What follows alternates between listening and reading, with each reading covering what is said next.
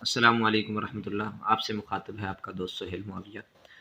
آج جو کچھ لاہور میں ہوا کہ حافظ سعد رضوی صاحب کو گرفتار کر لیا گیا، اور اس کے بعد ملک بھر میں جو ہو رہا ہے آپ دیکھ رہے ہیں، سوشل میڈیا پہ دیکھ رہے ہیں۔ دیکھیں، یہ آج کی بات نہیں، یہ گزشتہ سالوں میں بھی یہ ہوتا آ رہا ہے۔ جیسے مولانا خادم حسین رضوی صاحب اس سے قبل اور بڑے بڑے علماء نے ختم نبوت کے لیے بڑی آواز اٹھائی۔ تو جب بھی کوئی آواز اٹھاتا ہے، کوئی حق کی بات کرتا ہے، تو اس لا الہ الا اللہ کی بنیادوں پہ کھڑے ہونے والے ملک میں اس کی آواز کو دبا دیا جاتا ہے، اور جب بھی وہ کوئی ایسی بات کرتا ہے تو اسے فرقہ واریت سے تعبیر کر کے لوگوں کے سامنے پیش کیا جاتا ہے۔ یہ بات ہم دیکھیں کہ ختم نبوت کا جو مسئلہ ہے، یہ فقط علماء، طلباء، مساجد، مدارس اور خانقاہوں کا مسئلہ نہیں ہے۔ یہ مسلمان، ہر ایک اس مسلمان کا مسئلہ ہے جس نے نبی علیہ الصلوۃ والسلام کا مقدس کلمہ پڑھا، اور نبی علیہ الصلوۃ والسلام کی خاطر وہ اپنی جان دے سکتا ہے۔ تو نبی علیہ الصلوۃ والسلام کی خاطر اگر وہ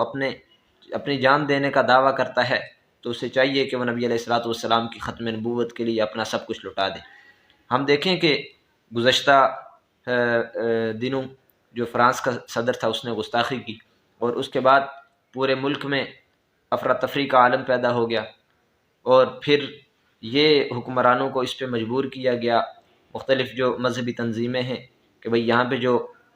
فرانس کا صدر ہے، فرانس کا سفیر ہے، اسے ملک بدر کیا جائے۔ لیکن اس کے بعد کیا ہوا کہ ملک بدر کرنا تو دور کی بات، وہ جو آوازیں اٹھ رہی تھی اس بارے میں انہیں بھی دبا لیا گیا۔ اور یہ فقط آج نہیں، ہم دیکھیں کہ کچھ عرصہ قبل، تقریباً 2 سے 2.5 سال پہلے،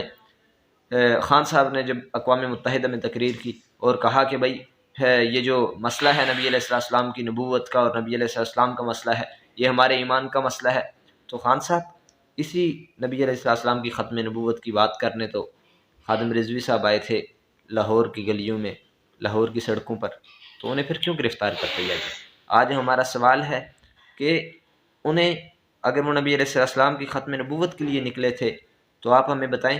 کہ انہیں پابند سلاسل کیوں کر دیا گیا؟ ہمارا فی الفور مطالبہ ہے کہ انہیں جلد از جلد رہا کیا جائے، ورنہ ملک کی بدامنی اگر خراب ہو، ملک میں افراتفری پھیلے، تو اس کی ذمہ دار حکومت ہوگی، اس جگہ کی انتظامیہ ہوگی۔ اس لیے چاہیے کہ جلد از جلد ایسے بدکماش عناصر کو جو ملک میں افراتفری پھیلا رہے ہیں اور جو انٹرنیشنل سطح پہ نبی علیہ السلام کی گستاخیاں کر رہے ہیں، ان سے فی الفور بائیکاٹ کیا جائے، اور بائیکاٹ کر کے اپنے مسلمان ہونے کا اور مسلمانوں کا ایک قوم ہونے کا ثبوت دیں، اور اس کے ساتھ ساتھ یہ اقوام عالم کو، پوری دنیا کو پیغام دیں کہ ہم سب کچھ تو برداشت کر سکتے ہیں، لیکن نبی علیہ الصلوۃ والسلام کی نبوت، صحابہ کرام رضی اللہ تعالیٰ علیہ اجمعین کی تقدیس پر لمحہ بر بھی آنچ برداشت نہیں کر سکتے۔ اگر ہمارے اندر ذرہ بر بھی ایمان ہو تو ہم کبھی بھی نبی علیہ الصلوۃ والسلام کی ختم نبوت اور صحابہ کرام رضی اللہ تعالیٰ علیہ اجمعین کی تقدیس، اہل بیت کی عزت اور اپنے دین پر کبھی بھی کمپرومائز نہیں کر سکتے۔ لہٰذا جلد از جلد چاہیے، حکومت کو چاہیے، انتظامیہ کو چاہیے، اداروں کے چاہیے کہ اس پر نوٹس لیں اور انہیں فی الفور رہا کریں۔